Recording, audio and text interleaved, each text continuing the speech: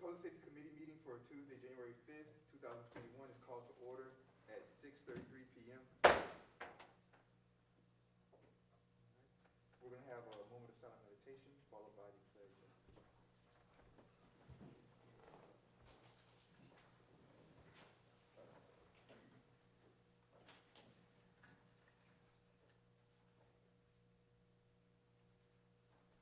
Pledge allegiance to the flag of the United States of America and to the republic for which it stands, one nation, under God, indivisible, with liberty and justice for all. Thank you very much. Madam Clerk, may I please have roll call?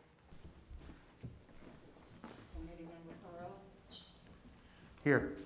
Member Irwin, Present. Pierre Nicholson, Here. Yellow Form. Thank you very much, Madam Clerk. Approval of the agenda, you guys. You guys see anything on the Public Safety Committee agenda that you would like to change or alter, delete, add?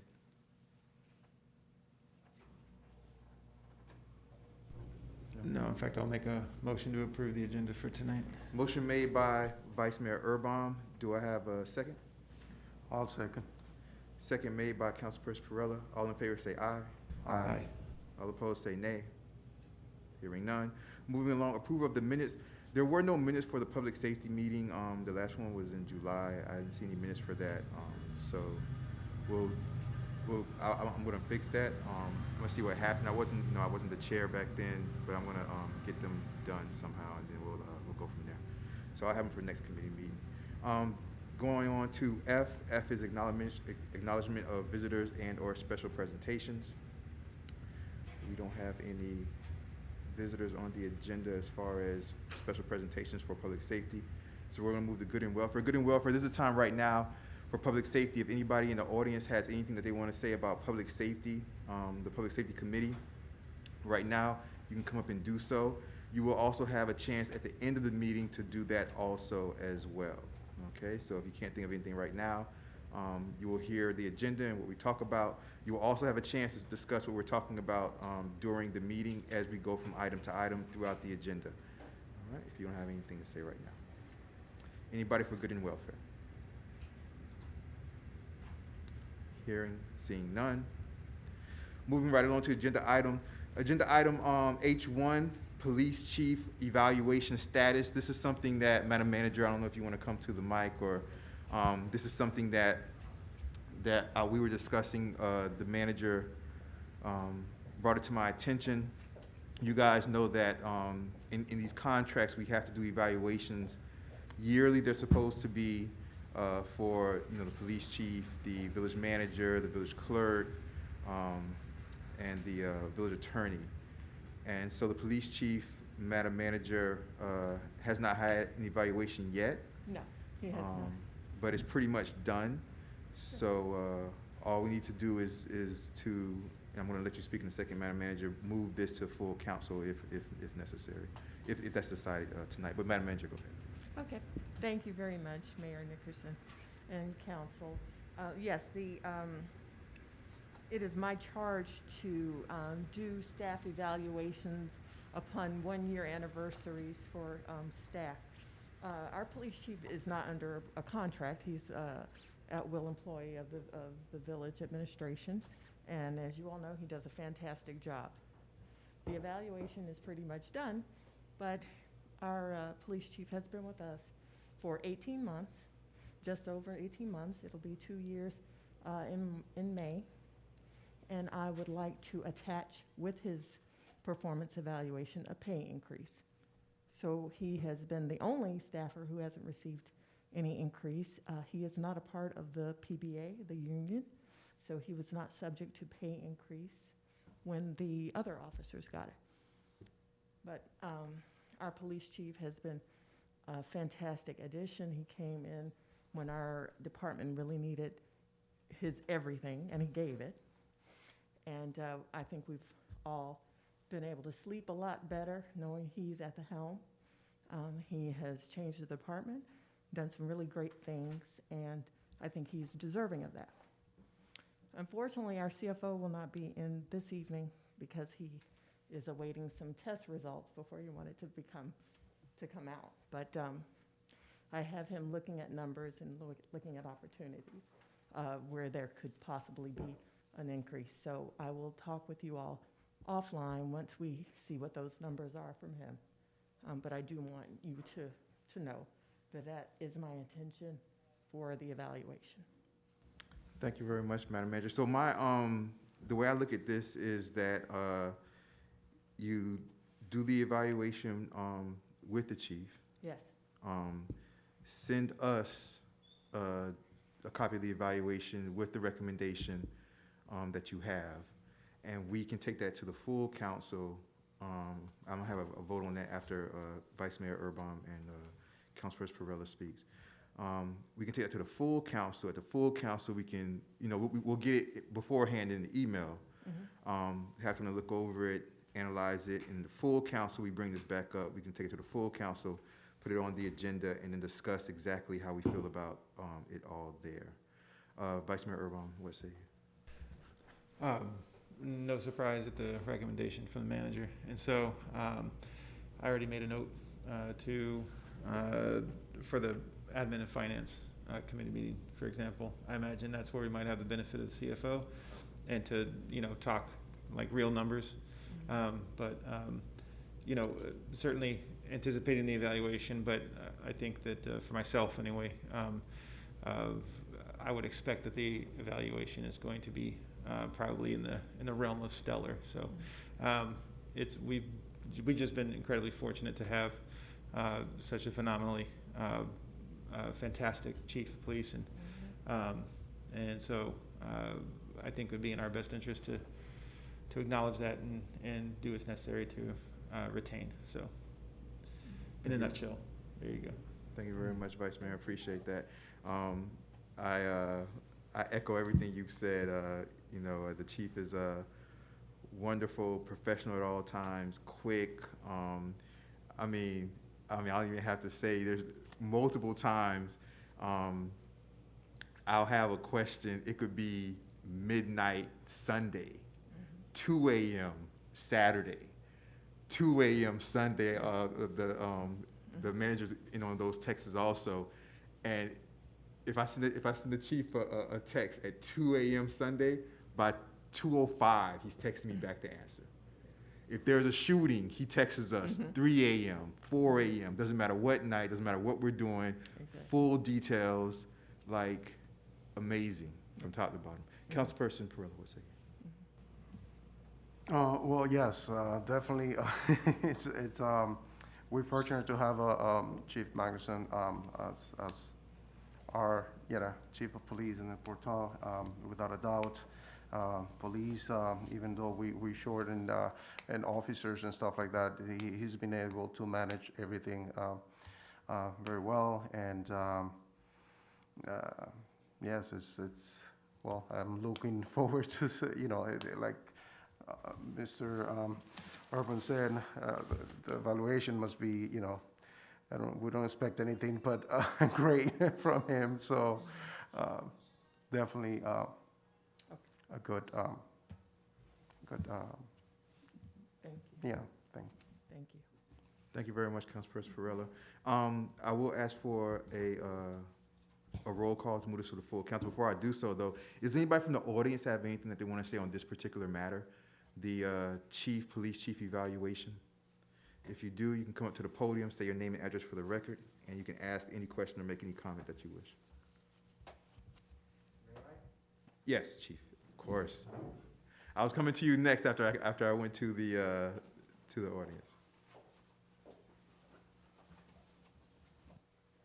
First of all, I just, you can hear me okay with this song? Okay. I'm just, I'm very humbled. Listen, I know I work hard. It's always nice to hear nice things said about you, but I just wanted to say, starting with you, thank you, and thank all of you, because sitting there, sometimes you get a little uneasy, people are saying nice things, but it's also the police department. It's about the police department. I mean, the job, the men and women, and hopefully there'll be women soon, but the men and women that do in this department, I can't say enough. They're just a phenomenal group of professionals, and you know, I'm blessed to be able to lead them. But right now, and we can get into that later, I just wanted to get up to the podium and thank all of you for the kind words. It means a lot. Thank you. Thank you. Thank you, Chief. And the chief is highly respected by all of his officers, and it just more, you know, mirrors just the professionalism that he always has within himself.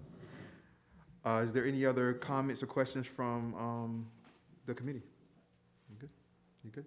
Is there any other comments or questions from you, Madam Manager? No, not at all, but I do thank you for your support in this matter, and I will be sharing that information with you in the next few days. Thank you very along much. with the evaluation. Thank you very much. Can I please have a motion to send this to the full council, send the police chief evaluation to full council? We will be also visiting this next week at the Administration of Finance with the CFO. Yeah, we're going to do that. But can I have a motion to move this to the full council? Yeah, I'll make a motion to move this item to the full council here at the end of the month. Thank you very much. Do I have a second on that? I'll second. Thank you very much. The motion was moved by Vice Mayor Erbaum and second by Councilperson Perrella. Madam Clerk, may I please have a roll call on this motion?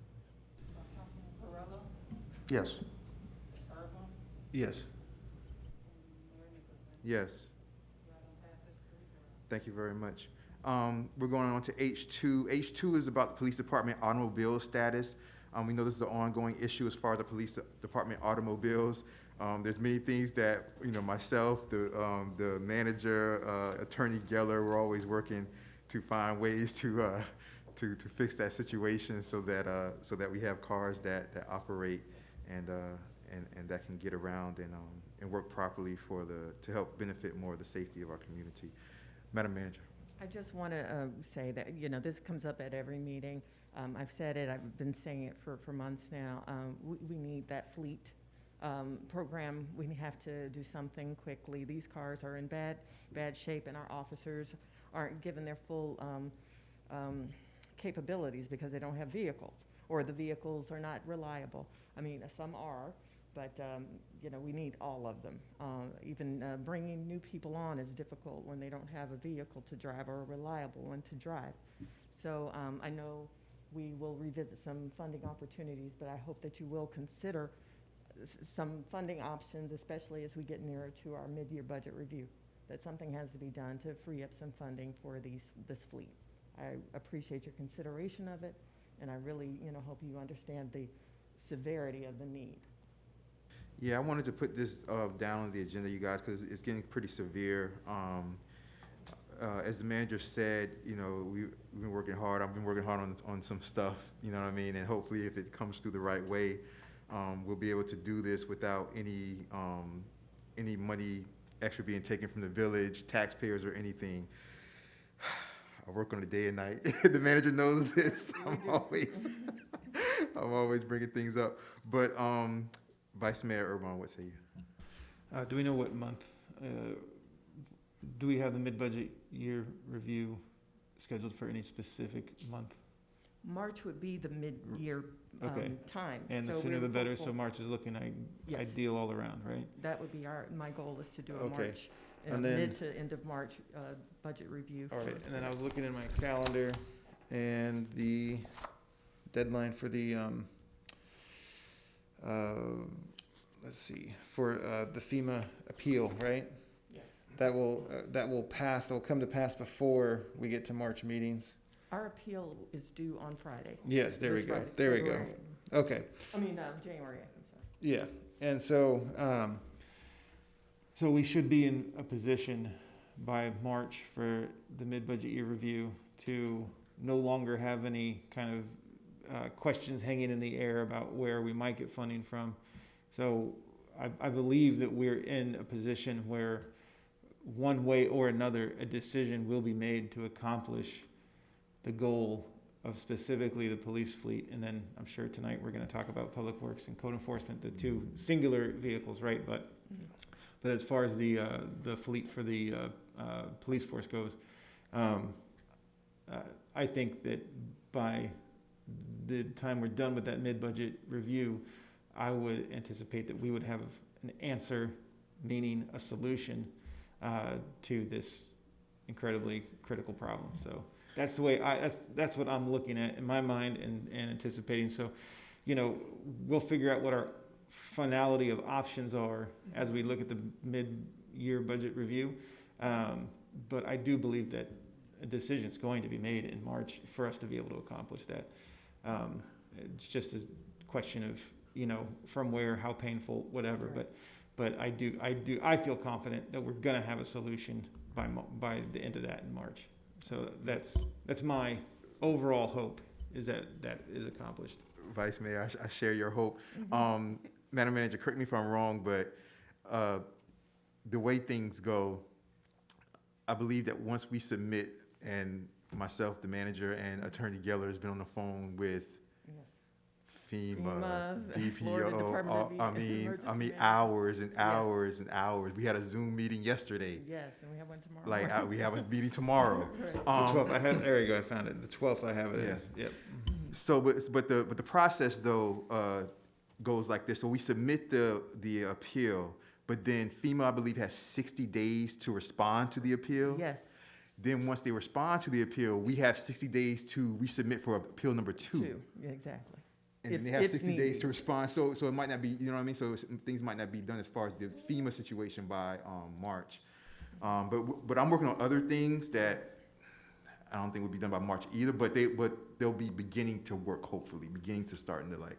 Well, I'm Leave it always works. optimistic, and I think we can get it done. Yeah. Now, in terms of the appeal for FEMA, I don't know what's going to come of that. We just have to, keep the lines of communication open, which I will do with you all as I find things out as well. Sure. But whether that comes back a yay or nay or whatever, we still need to replace this fleet. Absolutely. So we have to be creative, and we really need to reassess some of the other funds we have. Agreed. Go ahead. If I could just, so the 60-day window that FEMA has to respond to us, essentially, in theory, will expire on Friday, March 12th. So if we had the mid-year budget review anytime in the second half of March, we would probably have an answer, and even if it's a negative answer, I mean, that's gonna tell us, the same. And so, if we're gonna extend our own appeal on that, beyond that is really for us to decide at that point, but at least we'll know where we stand in the moment, and we'll know if we need to find the monies, elsewhere. Because the truth is, even if FEMA does come back with a positive response, the odds are every single one of those dollars is going to go to paying down the debt. So, Absolutely. we're looking at the development fee from Cavista.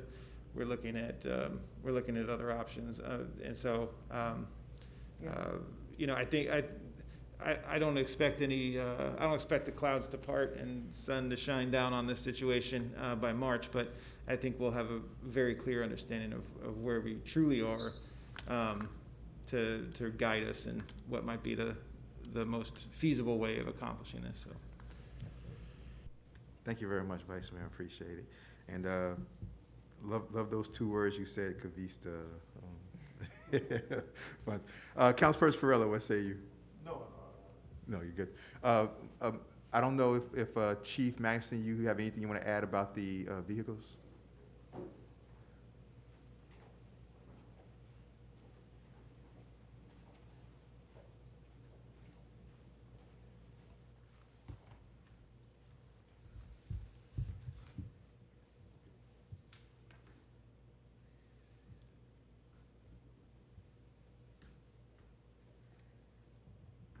I had put some lists for different topics during, during the course of tonight's meeting. The one thing I do want to add, just so you can see the importance of it, and I've talked to a number of citizens just coming by, just out of the blue, when they're asking about the fleet, and I had to correct them and say, no, that fleet out there, no, don't look at that fleet. Those cars don't run. So the next question, why are they there?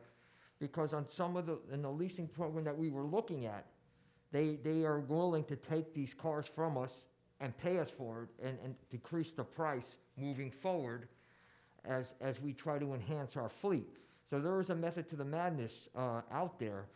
There is one, perhaps two vehicles that work for our part-time non-compensatory that come on. So that is an issue, but also going back to July of 1919, we spent on a variety of repairs close to 25 grand. that's a little mind-boggling, but, you know, at the end, a short-term fix perhaps, but at the end of the day, and listening to Ms. Alou, and I think where this is going, certainly understanding the, you know, the state of finances for sure, yeah, the vehicle is a dire concern for me. And I know I've expressed it, and I know you've all been very receptive to it as well. So I just wanted to put out the point to the community with the cars out there. Don't pay any mind to that. And there is a plan in place, and hopefully it comes to fruition, because the officers certainly need that type of equipment to perform as best they can. And if we have more part-time non-compensatory working at the same time, I would much rather have them in separate cars than all two to a car, because of the visibility and the ability to handle calls quicker when they're on one-man units. So I just wanted to share that with you all. Thank you very much, Thank Chief. you. Really appreciate it. Vice Mayor Urban, you have anything else? Councilman Farella, Madam Manager? No, that's all. Does anybody from the audience have anything they want to say? Any questions or comments about the the police department automobiles? No, seeing none. Okay, you guys. So we'll revisit this in the future. You know, hopefully things can come through financially, and we can get our police department up to where it needs to be. Moving on to H3. So H3 is the police department general status update, Chief. This is where the floor will be yours. This is just about anything. I put general status for the police department. So this is anything you want to discuss or let us know, you know, that may be coming down the pipe or whatever about the police department, or things that we need to be, you know, reminded of and things like that. Everybody, this is the first committee meeting of the year, of the new session. You know, elections just happened, so this is like the catch up and review, and this is that committee meeting. Go ahead, Chief. I'll give you a brief rundown of what's going on with the department, what has been going on. There's many challenges, I think, that await this police department. I know for me, and after over 35 years, it's probably been one of the greatest challenges for a variety of reasons. Right now, we have some, you know, with COVID, with the pandemic, we're not immune from that. We've had over half the department in some shape or form either have it or have to be in quarantine because family members had it. With a small department, that can create some logistical havoc. It has, and we've worked around it. And the department has come through with flying colors during the course of the year, as well as a couple of other injuries not related to COVID. And we've all had to work together, and that's just part and parcel for the way the police department works. I've often said it's a bantamweight department, but I've also said in the next breath, if you're going to be a bantamweight, you might as well be champion. And I say the men and women of this department, day in and day out, with their professionalism, with their attention to detail and getting things done, have been able to circumvent these obstacles that have been thrown our way. And it's been a rough year, and I as being the COVID committee chairperson for entire Miami-Dade County Chiefs of Police, I can tell you right now through my research, my meetings, it's not going to get any better anytime soon. The vaccines, they are going to help, but it takes time. It takes time. It's not that it became 2021 and it's going away now. It's not. And I say that because we're a microcosm of the community. And so it's just a matter of time before it keeps going on and on, where we're going to have to be shorthanded. We're going to have to bring people in. We use our reserves. We do what we can. But that's just the what my officers do. You know, I know coming soon there's going to be, I know it was a project of yours, Mayor, of the biographies and the photos coming out. And I think that's great that the community will get to see the faces and the look at the officers and basically a little snippet of what they like to do. Now, I'm not going to delve into contractual issues, you know, salaries and things like that. That's not my gist here. But I will say these officers are good, and I think we have to do all we can to keep them here. We don't want rotating cops. A lot of them have been here a while, and that's why I think the vehicles and the equipment that we have is so important.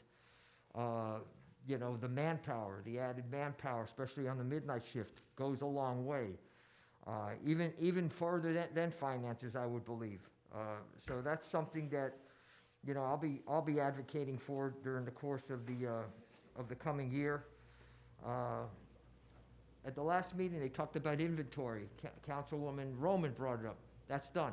We got everything inventory within 2 weeks afterwards. It's just that we didn't have a meeting to report it to you. I did send out an email, but that's been taken care of. Everything's been inventoried. We have done the self-evaluations. I did it last year. I did it this year, where I have the officers and the staff self-evaluate themselves. Now I'm putting out the official evaluations that'll come out now. I just sent them out today. They'll be due at the end of the month, so we have everybody evaluated. So we stay on top of that, just like we did last year. With the tasers, Officer Riveron went to the class. That came with the with the package when it was approved. He went to the class, and since then he was out for a couple of weeks, and other people are now out for a couple of weeks. We are planning to get that scheduled for the full class towards the end of this month, no later than that. We want to get this out there. Certain things have happened in between, and the holidays as well, so we're going to jump on that and get that taken care of. We've been using the speed tracker on some areas that there's no poles that we can put it up there, so we just did some details for the speeding. And we had a concern leaving trackers up, and for too long if we can't watch them consistently. We did some reports on 87th Street. We got the ideas of when things were speeding and what the problems were there, and we were able to get some of that rectified. With some of the issues that occurred across the canal over in the Largemont area involving shootings, 2 separate shootings. We're working with the county. They had a bike ride along that we were part of with our vehicles a couple of weeks ago. I put forth that any nighttime operations, even if it's on an overtime detail, we will bring some of our men in, and they're willing to do it. And so we can show our El Portel side over there in Largemont and assist them in anything they need to do with the excessive gunplay that may be going on, or the shot spotter that keeps going off, alerting them to shots fired. A couple of weeks ago, there was something that took place on the footbridge. They didn't come over into El Portel.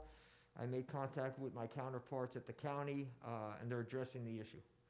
So that's basically where we are as far as that goes. I want to report that from September, actually the middle of August to the middle of December, we had no car break-ins, knock wood. And I will say we also had no, after the shed burglaries in the summertime, that got shut down when we did an operation and made the arrest. Is that something that's going to last? No. It's a little bit of luck, we'll take it, sure. But that's a long time, over 130 some odd days without a car break-in here. And that's a testament to the officers and the patrolling, especially at night, up and down blocks, lights on, off, the park and walks. That has worked a great deal. Statistically, we were down robberies from last year. Not that we had a lot to begin with, we went from 3 to 1. Total burglaries, including break-ins, remained about the same. We were 1 less than last year. The car break-ins, they dropped by 6 from last year.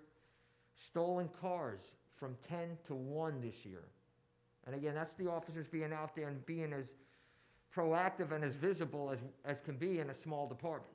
You got 1, 2 guys up and down everywhere being seen. It's a force multiplier if with the cars driving around. Arrests were down, obviously, but the crime was down. You can't arrest your way out of situations. If the crime's not there because of other things we're doing, so be it. Summons are down.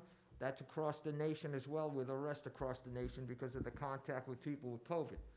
But I will say this, that our warnings, while we had a certain number of summonses, we had, I'd say about 150% of that in warnings. So we are stopping the cars. We are educating a lot. We are writing tickets as need be. But that's the idea to, be able to send them on the way, minimize the contact. And that seems to have gotten the results we needed. And I say that because traffic accidents went from 26 last year in El Portel to 9 this year. So people are driving more carefully. Those that are getting stopped are getting the message. And I think that's a significant decline. So we're proud of that as well. And that's basically it, my report. If I can, any questions you may have. First, thank you very much, Chief. I really appreciate that. And let me just say, and thank you for mentioning the newsletter. And I just want to thank Vice Mayor Erbaum and Councilperson Perella with their support on that. I think it's going to be a great thing when that newsletter comes out in January, towards the end of January. When that newsletter comes out, or the beginning of February, when that newsletter comes out, and it's going to be all about the police department. It's going to be every page you turn. I'm not going to be in it.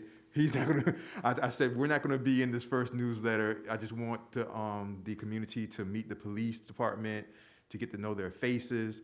So, Chief, we're going to put you on the cover, and then every time they turn a page, it'll be another police officer's face with their bio. The chief sent me all the bios and images. I've been putting them all together, and we're going to get through that. So I really appreciate that, and I appreciate you guys supporting me on that. And I think it's going to be great when it comes out. It's good to hear that all the numbers pretty much went down from last year, like you said, which even more kind of like amplifies that we need to get those cars on task, because as you said, these stats have been dropping in a positive way because the police are more visible, and they're driving around more and doing more things. So we really need to get those cars up to par, and maybe they even drop even more. I know that we don't have huge numbers, but every little bit counts, and every little bit is important.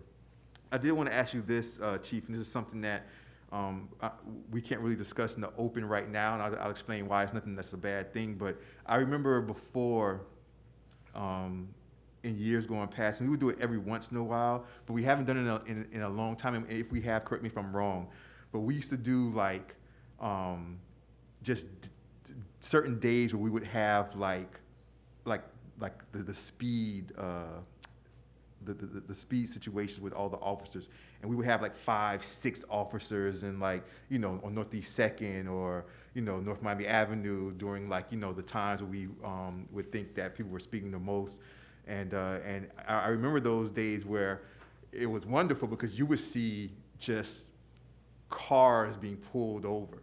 You would see 5 cars over on the side, the officer sitting out there with the speed gun, just looking and pulling other cars over.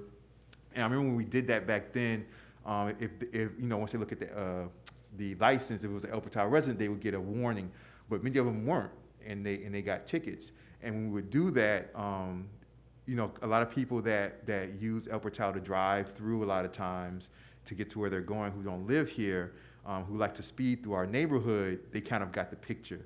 And so the reason why I said we can't really talk about this in the open is because I don't want to ask you, what day we can do that in the future, because then people will be knowing what day it is. Or, I do know that there's certain days, I know what days, but I do know there's certain days, I'll just say it that way, there's certain days where we have more officers here than we don't. So maybe that's something that we can think about doing in the near future, because I think people need to know that are driving through our neighborhood and they're speeding and thinking that they can just do that, and they're getting comfortable with it. I want to kind of show them that they shouldn't be doing that within our neighborhood. We have done some over the past few months, and with the minimal officers, 2, sometimes 3, and we Yeah. have pulled some cars over. And sometimes we take it, sometimes we wouldn't, just an education. So the point's made. As far as limiting the contact, I know, we can certainly be out there. Just even if they see us with a radar gun, that's gonna slow them down. And we want to minimize as much contact as we can. We can do that, but we have done it over the year. It hasn't been on a mass level, Yeah. but we have done it in a variety of neighborhoods.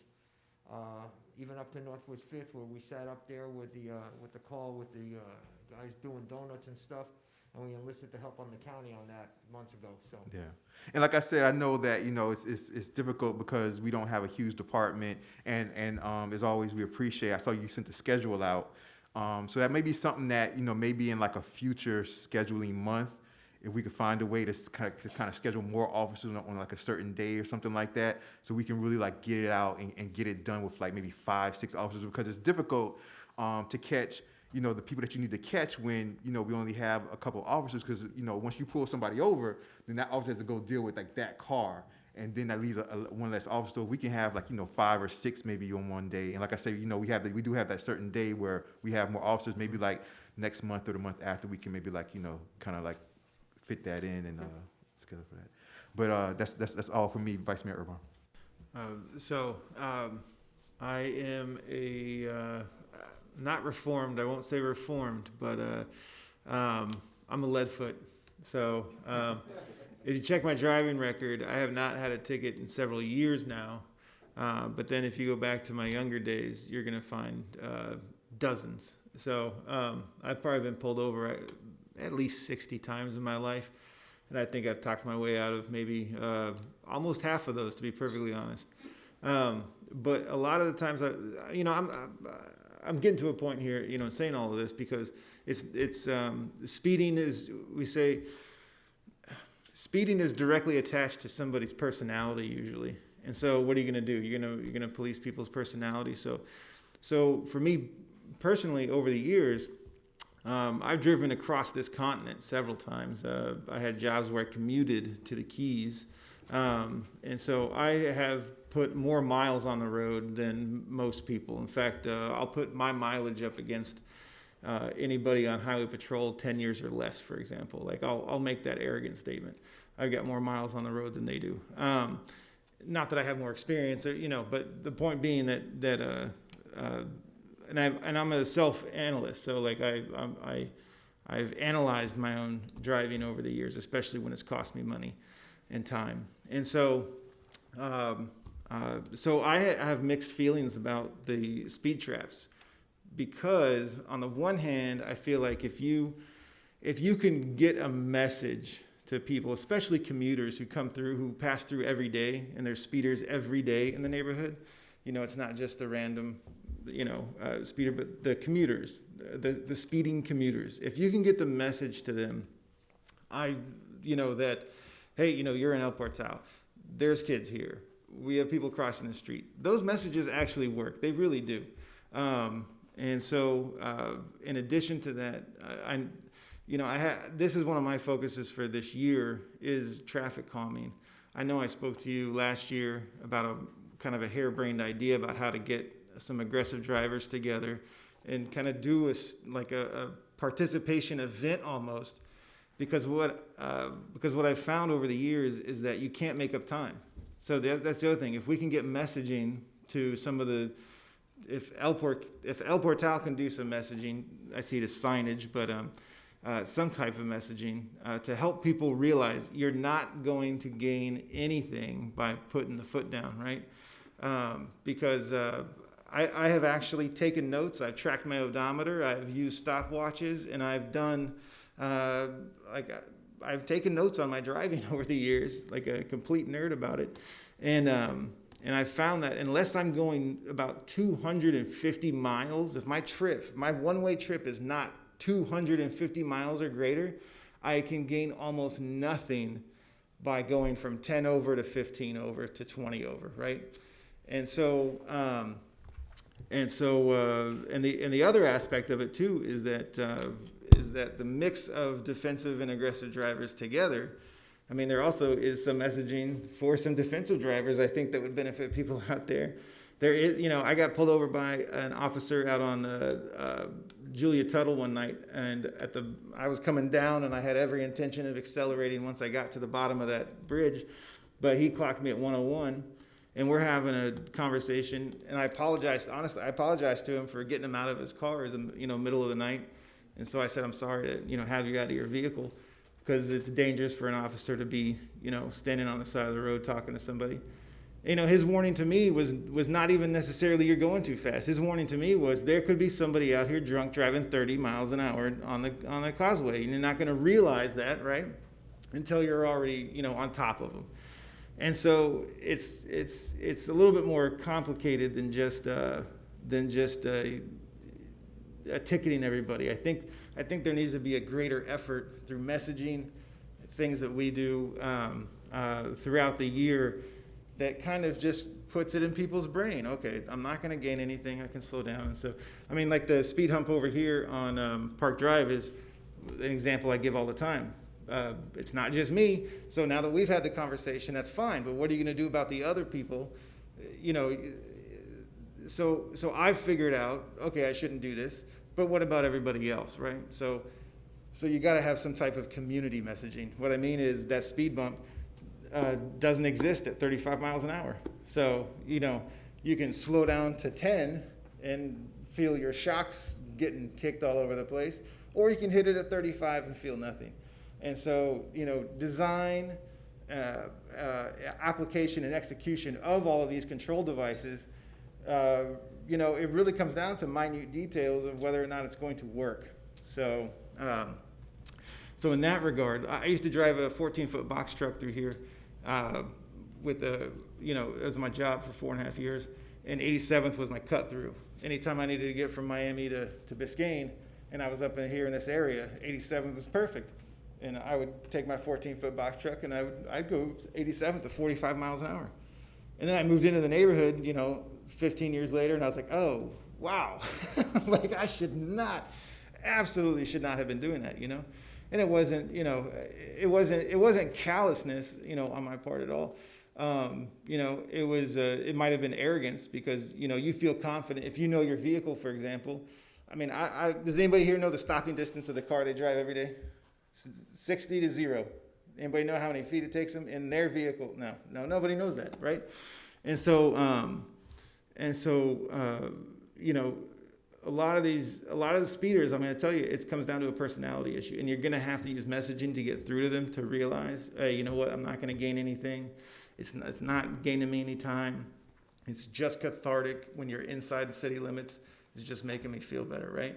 And so I feel strongly that there needs to be a messaging program that goes along with this, as opposed to simply, you know, punitive. So there you go. I'll talk about it all day if you guys want. Ask me a question anytime about traffic, and we'll talk for weeks. We appreciate it, Vice Mayor Irvine. Thank you very much. I think that you know, we do need to do messaging. I think everything works, but I think we should do everything at the same time, right? We can do everything simultaneously. But I do believe that, because I do remember when we used to do that, you know, those speed traps in major ways, it really made a difference. And we have a lot of young families, and there's a lot of speeding that goes on, and we really need to tackle that aggressively.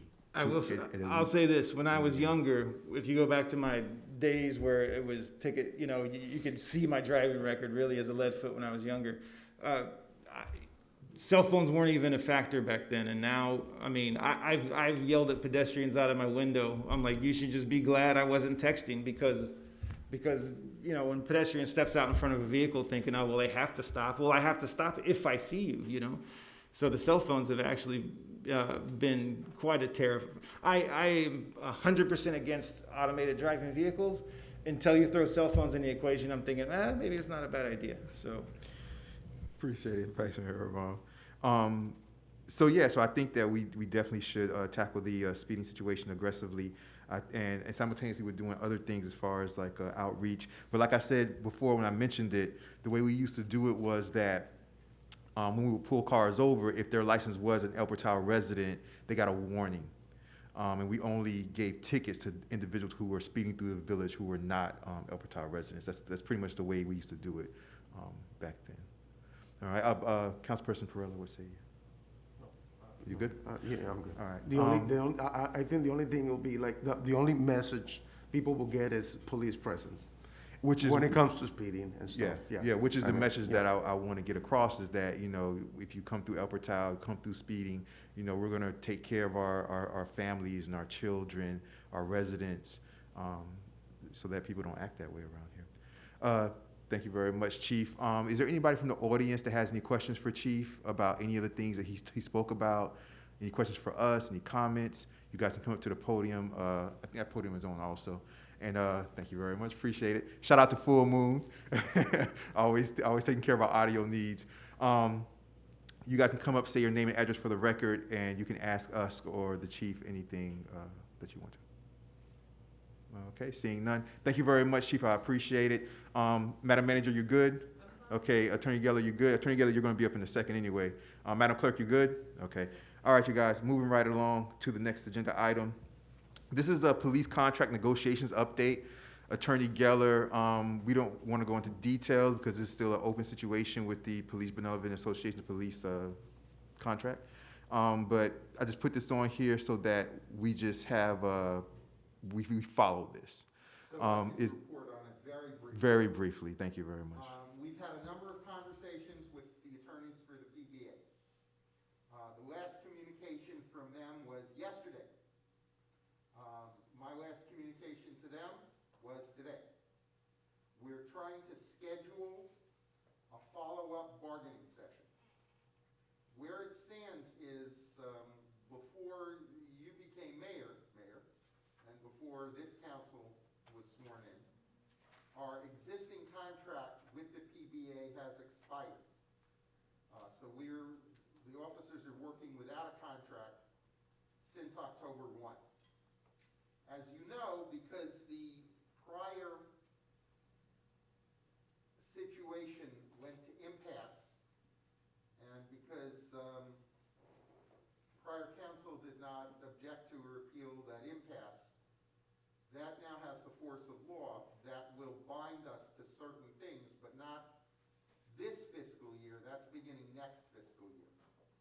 What we're talking about with the PBA is trying to come back into contract so that we will have a contract that will be retroactive to October 1st of 2020.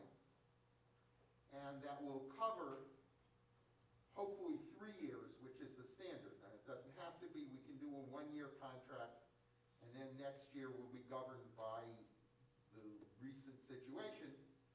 But our preference is to enter into a 3-year contract that would cover next year's period in some fashion, but be effective now and last for 3 years. That way we don't have to keep returning constantly to negotiating with the PBA. We can have some stability, and hopefully we can have something that's a more stable curve and not bouncing up and down. It's better for the village. It does help to keep officers, and it's better for the officers, and the idea is that that's better for the residents. Because we keep good officers, we pay what we can afford to pay, and it's not strictly issues of pay. There are other issues that are subject to negotiation. So as we move forward a little further with them, right now we're going to have a negotiating session. The manager and I would be in on it. Obviously, if there's a member of council, mayor, or another that would like to be present, we can only have one, but we're certainly amenable to that. If somebody wants to sit in, that can certainly wait till a later date.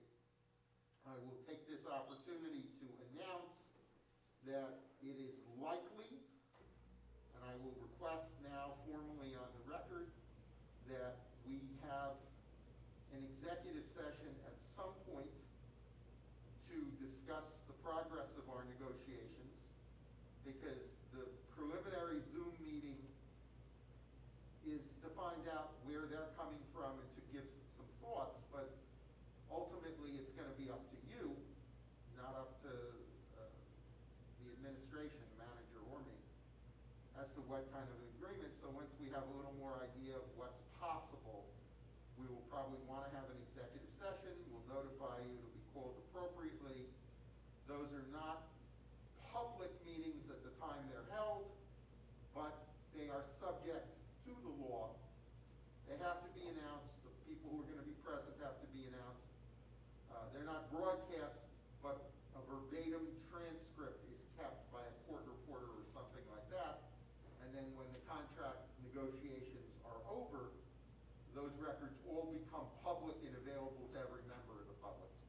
But it's done because obviously if you're negotiating in public and everything you say, this is what we'd like to do and this is what we can consider, if the side you're negotiating with is present for that, there's not much of a negotiation that can really take place. which is why I originally said when I first brought this up, there's so much that we can say. We can't say anything in too much detail. I said, well, let's just breeze over it because we're in contract negotiation currently, which is why I said that.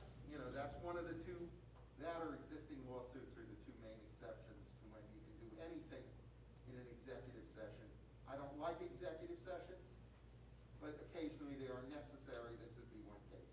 So we'll be, you know, trying to schedule a meeting with them. We're going back and forth on dates. We couldn't quite get it done in late December because of people's personal schedules, but we anticipate moving forward.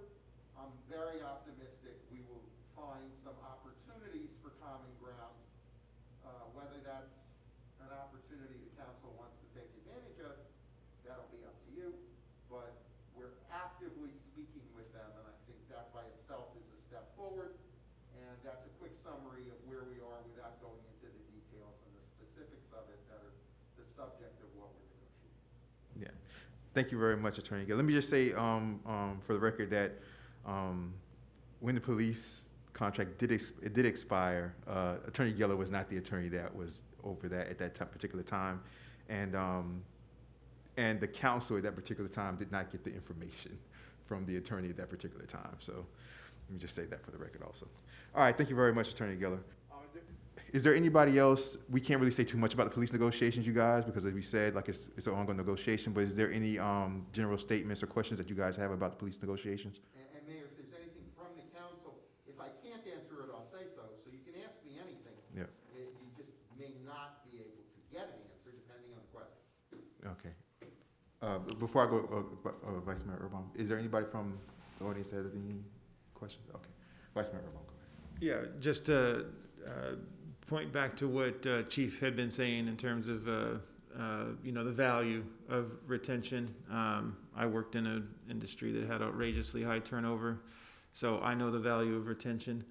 And so, you know, as we get into this, anything that can be done to ensure that we're able to retain good people is going to serve the village well into the future. So, so I'm glad that we're back on track here, and I hope that we're able to get to a point that the officers are happy with, that the village can handle, and that'll put us in a good position to be able to retain excellent people and be in good shape in the future. You know, the other night I was driving home, and as I got back into the neighborhood, I was just sitting there thinking how quiet it seems to have been these past few months in terms of no outrageousness, you know, things like this. And honestly, the first thought I had was, I hope we're able to retain our force, because that it really just entered my mind as I was driving in the neighborhood. I was like, you know, I really haven't heard anything too crazy in a while. And so I was actually thinking of our officers in our police department, and thinking that really that thought was in my head. We need to do what we can to make sure we retain these phenomenal people. So there you go. Absolutely, Vice Mayor Urban. I agree with you 100%. Mayor, just in response, let me just say, Vice Mayor, that it's not only about money. Right. Money is important, but there are other issues. And, you know, candidly, going to impasse is just not ever a good thing. It means the sides have really, that communication has broken down, and that's never a good thing. And I've worked with a lot of police officers and a lot of police unions over the time in various cities, and I can tell you that, you know, from the standpoint of the officers who I've spoken with and their representatives, just the idea that you can reach a contract is a statement of respect for people that, you know, literally put their lives at risk. And the idea that some accommodation can be reached in and of itself is important. It's more than just the numbers behind it or the salaries behind it. Not that that's not a big issue. But the fact that the village is willing to do what it takes to reach some agreement that is acceptable to the officers, instead of saying, no, we can't work anything out. Just in and of itself, having a contract that everybody can agree to is an important statement of respect, and I'm dedicated to bringing you options that you can consider and hopefully find that are appropriate given the other responsibilities that you also have to the citizens. Thank you very much, Attorney Geller. Councilperson Pearl, you good? Everybody from the audience, you guys still good about that? Okay, anything else, Madam Manager, you good? Okay. All right, you guys, so we're gonna move to the tracking report. Because of time, I'm gonna do this really, really quickly. Madam Manager, Chief Magnuson, do you guys have a tracking report in front of you? Madam Manager, do you have?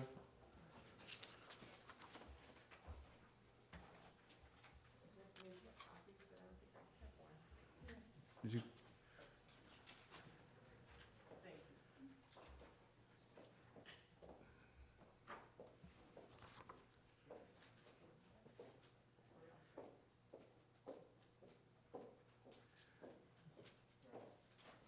You good? Yeah, we're good. You have? Okay.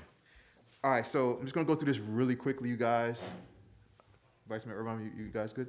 All right, so, what we're gonna do, because it's a large tracking report, so I just wanna go through, because what I'm gonna do, since it's the first meeting, after the new council sitting and the first meeting of the year, I just wanna know what we're keeping and what's done, what's complete, so that, I'll take it back with the new information and I'll create the tracking report and update it for next time, and we can go over things in detail next time, okay? Okay. All right, so the McGrath report is a continuous thing, so that stays, or is that? I don't think it needs to stay. It doesn't need to stay? No, we've completed almost everything on that list. Some of those things aren't feasible for us Okay. because of our size. Because but of the size of the We've part. completed everything we're supposed to. Okay, so In that, fact, I heard from Mr. Mosier yesterday, who called to just check in to see how we're doing. how we're doing? And he says he's heard good things, and he's looked at our website, which I'm very happy to announce we're I was gonna having a new one mention up. that a little bit later. We'll get there. But I did speak to him, and he was happy to hear that things are moving smoothly in our department. So I Perfect. really don't feel that we need to keep tracking that. Perfect. As long as we continue to do what we're supposed to do, which we, really don't have a choice with the FDLE. That was a large part of it. So if we Perfect. continue to do what we're supposed to do with FDLE, CGIS, and all of those things, then we don't need to continue to revisit the McGrath. Unless we want to just do one last, but again, we think we're doing good, they think we're doing well. If we want to spend the money to have someone come out and tell us we're doing well, we're Yeah. doing a good job, then that's something that you all can decide about. But I think we're on good track, and That's and perfect. we're- Perfect, so I'm gonna X that off. Councilperson Perrella, Vice Mayor Urban, you have any questions about, you good with that? I was thinking maybe just if we had it as an agenda item, as a closeout almost for March. Mm-hmm. And- To get like Right. whatever the things. Yeah, I mean, that's what I'll do. and then really kind of, because Just to say what we did with it, Okay. where That'd we be started okay. and where we got. I'll put it on the We can do agenda that, for Chief. March. We can go through and just go through I point by mean, point. and see. right, and it can be fairly quick, but, because it does seem like at this point, the habits are there now. Right. So it certainly does seem that we're on the right track to not repeat this, in the future. But that's the only note I have is maybe as an agenda item in March, just as a finality to this. I have it noted right here. Okay. I got That's you. That's a great my- idea. It will That's be- my only it- comment. It will be on the agenda in March. Mhm. Councilperson Farrell, you good? Anybody from the audience, you guys good? Okay. Trying to go through it as fast as possible for you guys. The FDLE inspections, should that stay? It's ongoing. It's ongoing, so. We're doing it now, they're not coming out to see us, but we've been in touch, Sergeant Burrell leads the charge on that. We've been back and forth, they'll say, we need this from you, we send it, they say, we also need this, we send it. They're good right now. The CGIS, we're up to date. They tell us anytime that if they start coming back out, so be it. We've done file inspection as well. They've done that, they're very happy with Officer B handling the background portion of it. And everything's up to date, I got everything up to date as far as what he's doing with everybody's personnel and the requirements there, so that's up to date. So they're welcome to inspect anytime they want, we welcome it, so. Thank you very much, Chief. I appreciate that. Anything for FDLE inspections, Vice Mayor Urban? Councilperson Farrell, you good? I just don't think it should be taken off of the tracking No, report. it's gonna Maybe stay just- Maybe just down to It's gonna stay on. It's gonna- lower priority, but yeah. We're good. It's gonna stay on. Perfect. Anybody from the audience, you guys good? Okay. Circular rotunda. So this is all traffic calming. Vice Mayor Urban, this is probably something that you may want to look into. I was gonna keep it on here anyway, just because.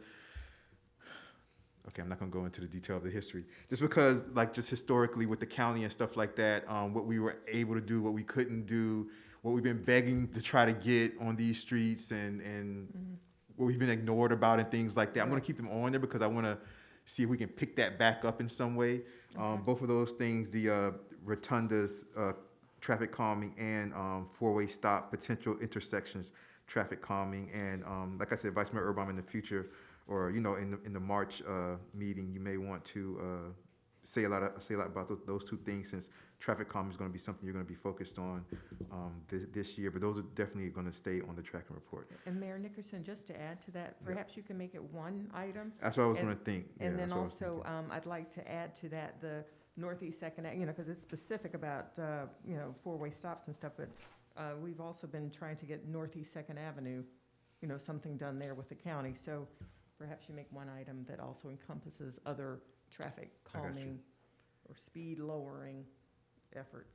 I got you. Would you want those all under traffic calming, or would you want all those things separate so that if one thing goes through before the other, we should probably keep it separate, because the one's going to be, especially like if we're focusing on Northeast Second Avenue, we should keep that separate from Maybe just so. overall traffic calming, so that if that project goes through, then we can still continue to work on the other projects that we know are there.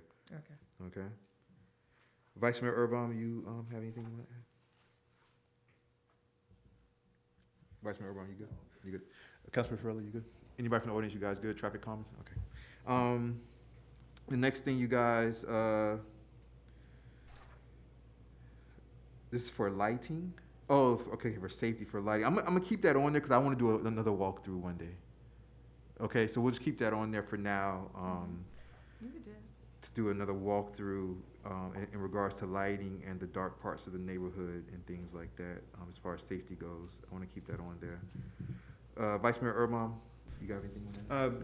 Yeah, I've always spoken really strongly about this in the past, so I do continue to feel strongly that that we should have our own El Portal lighting plan. And yes, obviously, if FPL is gonna work with us on updating lights, that's all great and good. Just today I was reading another article on there's a move among especially coastal communities towards blue lighting, red lighting, and then balancing that between lighting necessary for public safety, right? And so this will be also something that I'm probably gonna participate as much as possible in over the next until 2022 probably. And so I just want to say that from a tree board, from a Tree City USA perspective, from a bird sanctuary perspective, from wildlife and enjoyment of the nature that surrounds us, lighting is going to become a higher and higher priority among communities as the priorities of enjoying the nature becomes more important. So that's all I gotta say right at this time. Yeah. Appreciate it. As I said, it's staying on there, Vice Mayor, so we'll be able to talk about that more in detail come next committee meeting in March. Councilperson Farrell, I know that you were working on the lighting workshop. I know it's still, I think it's still posted on the website, the talking about it as far as letting people know that we were gonna have it.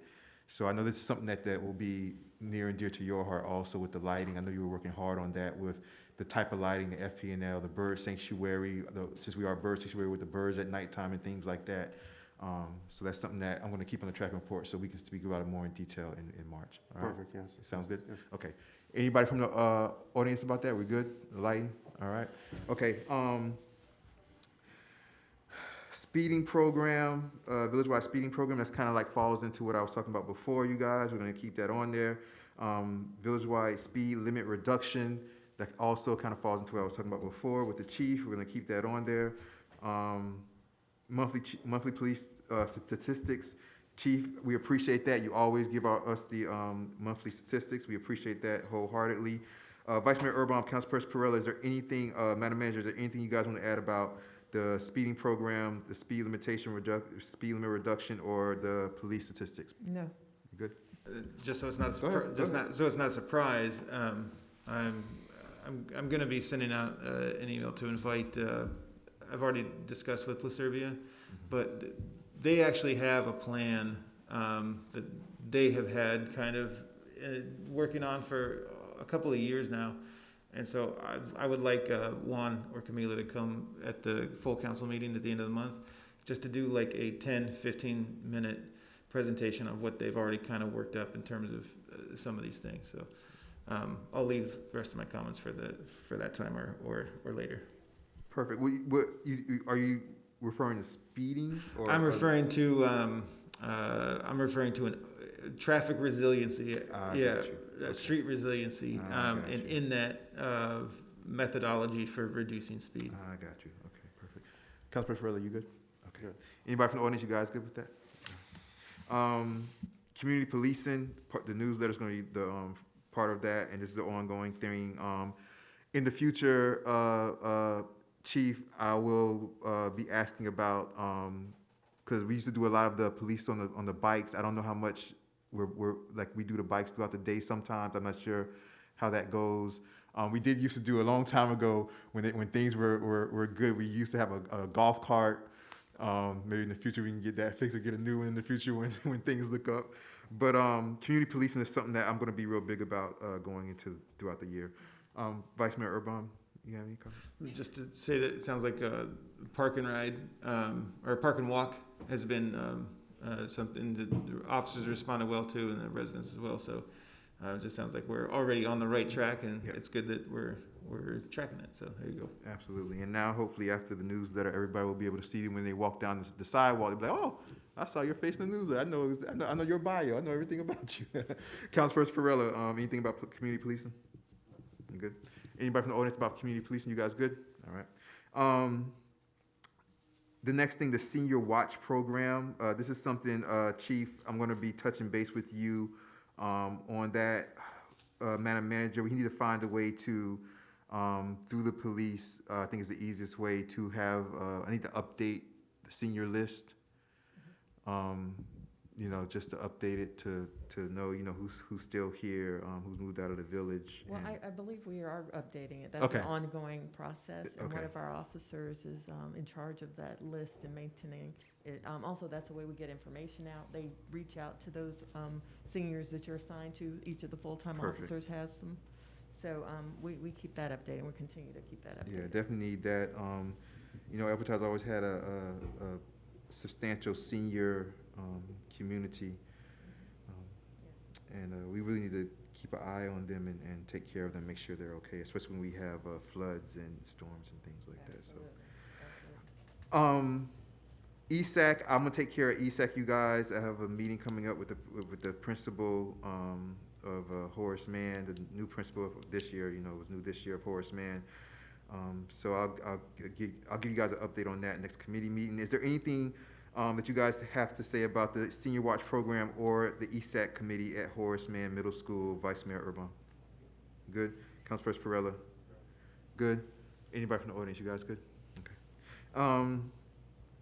Do the right thing. I'm gonna keep it on here. This was something that we used to do. It kind of like went hand in hand, I think, with Horace Mann also, the Do the Right Thing program when we worked with the kids over there. So that's something I'll keep on here for now. If Horace Mann's not doing it anymore, then we'll update it next committee meeting. Decoy car.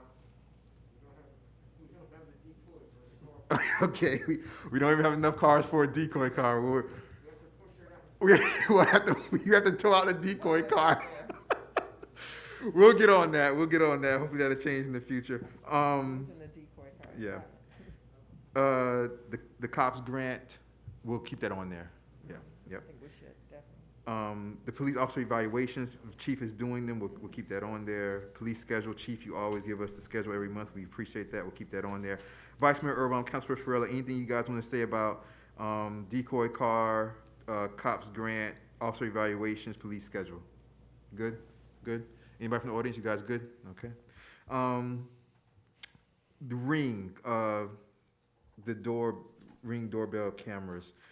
This is just more, we had this on here because the reason why this first came on here was because before the doorbell cameras got really big, we put it on here to implement and start to try to promote people to get them more. Everybody now knows what they are. We put this on here years ago when it was new and nobody really kind of knew what it was because we wanted to kind of like get people to start using it. So I'm gonna take it off. I mean, I don't know why we need to keep this on here. You know, it's technology that everybody knows now, so it's nothing that we need to promote for safety. I agree with the removal. It's not necessary. We have utilized it. Other agencies utilize Ring cameras. I mean, it's just kind of commonplace now. So quickly, technology's changed the way, community police each other and ourselves. But also, just a point of privilege about the award that was given to our department last year for best small agency utilizing Ring cameras. So we did win that, and that was very. It was a privilege to say that we are utilizing Ring cameras, and that was spearheaded actually by our Officer of the Year, Yep. Officer Battaglia. Officer Battaglia, yep. I don't think it needs to stay on a tracking report, but just know that we utilize it daily. I'm gonna take it off the tracking report. I'm coming to you, Vice Mayor Urban. I saw that you wanted to say something. And yes, Officer Battaglia, who was Officer of the Year, he was the one that spearheaded. I did want to say very, very quickly, Madam Manager, in your quickest sentences, somebody got nominated, right? Chief is nominated. Oh. Because I heard you say award, Officer Battaglia, Officer of the Year. So we want to say really quick, Chief is nominated. Well, I'm going to say it very quickly then. Yes, our chief, I had the honor of presenting a nomination for our chief to get an award. And I'm sorry, the name is kind of long. So can you tell me what the name was for the? Anti-defamation. Yes. Dealing with policing and the hatred and the extremists. Right. So it's very lengthy, but it was something where our chief he writes and he trains his staff and he provides that sensitivity and diversity within his ranks, but also he is a source for other departments, other agencies, and other chiefs. So I thought that was very impressive and important, and we nominated him for that important award. And we will try again next year. I know he was probably that close. He was that close. I just want to say really quickly, not only as you guys heard earlier that the chief is the head for the chiefs throughout Miami-Dade County for COVID safety and information, but the chief is a writer, writes op-eds he just had one in the Miami Herald that was wonderful. So the chief does great things all throughout. He never talks about it. He's very humble, but he's a leader in nationally. Basically, he's a national leader. You guys. And very well respected. And very well respected. His peers. Absolutely. He just never talks about it. We're good with the ring. You guys good with the ring out there? National Crime Prevention Month, October. We'll keep that there. National Night Out. We'll keep that there. Forfeiture funds. We handled that a few months ago in a meeting with the forfeiture fund situation. So, but we'll keep that there. Officer training is always an ongoing thing. We'll keep that there. We'll discuss it in detail another time, you guys. Disaster emergency preparedness plan. That's something that, Madam Manager, you keep updated. Yes, I do. I update that annually, and through my work with the county and with our own internal team, mayor, police chief, and myself, we're the emergency management team. So I update that on a regular basis and train my staff on that as well. We have we have two guides. One is a quick look, and then we have a larger guide that addresses every. And you sent that recently. Yeah, I send it out every time there is some there's wicked weather. Yeah, there's a wicked weather. I send it just to staff, so we are all clear, but we also talk about it very often, and when new staff come in, I train them on it as well. Perfect, thank you. Vice Mayor Urban, Councilor Ferrella, anything you guys want to say about National Crime Prevention Month, October, August, National Night Out, forfeiture funds for the police department, officer training, which is an ongoing thing, or disaster emergency preparedness plan? Anything you guys want to say about any of that stuff? You good? You good? You guys good out there? Okay. We have two more and we're done. Crime Watch. We have a new Crime Watch individual over Crime Watch, because our last one who was so good, moved out of the community, unfortunately.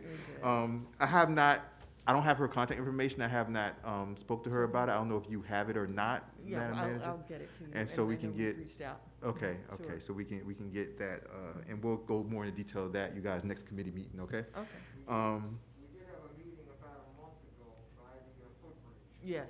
Okay, see, I didn't even know that. It jumped off. Okay, so it jumped off. Okay. Can I be included, on those emails? Okay.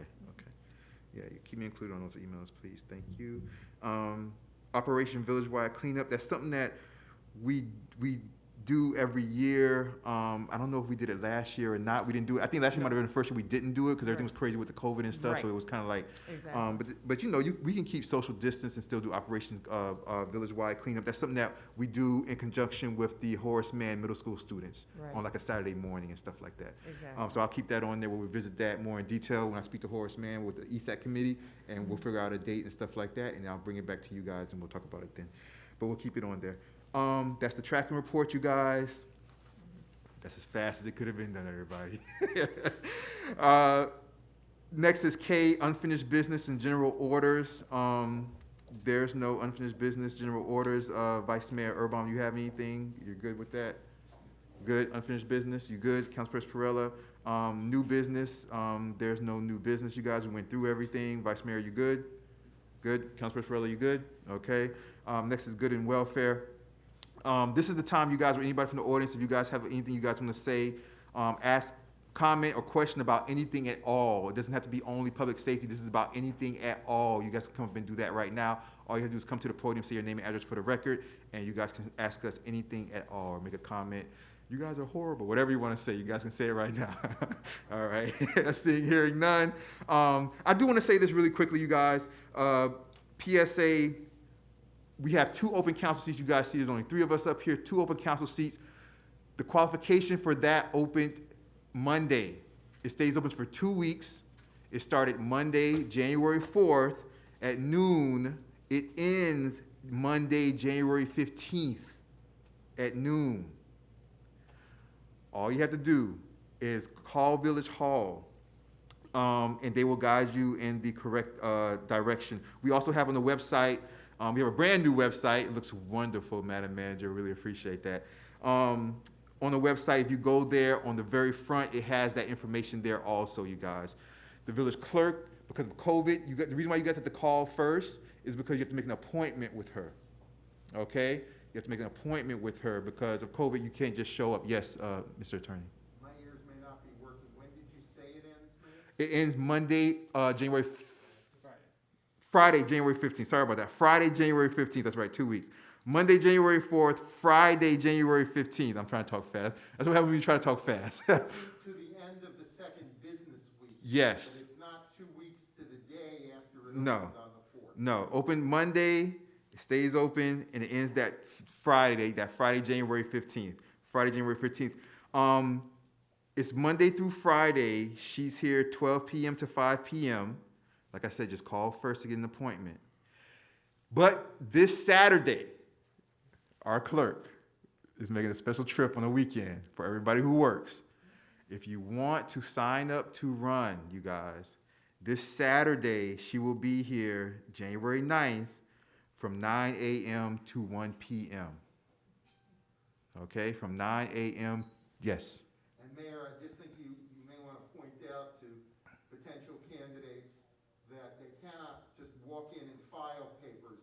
There are things that have to be done in advance to satisfy the clerk, including opening a campaign account in advance and getting certain signatures on petitions. See, Attorney Geller, you're a state rep and stuff, so you're big time, right? So, but you guys, but let me. People know they have to get the But- papers first. But let me say this though, Attorney Geller, I would rather them make the appointment and come in so they can get the information correct. So they can see the paperwork, they can get the packet, and then they should go open the bank account. They can bring her back that paper, so they know what they're doing, so she can explain to them. And Mayor, you're absolutely 100% correct. They need to do that.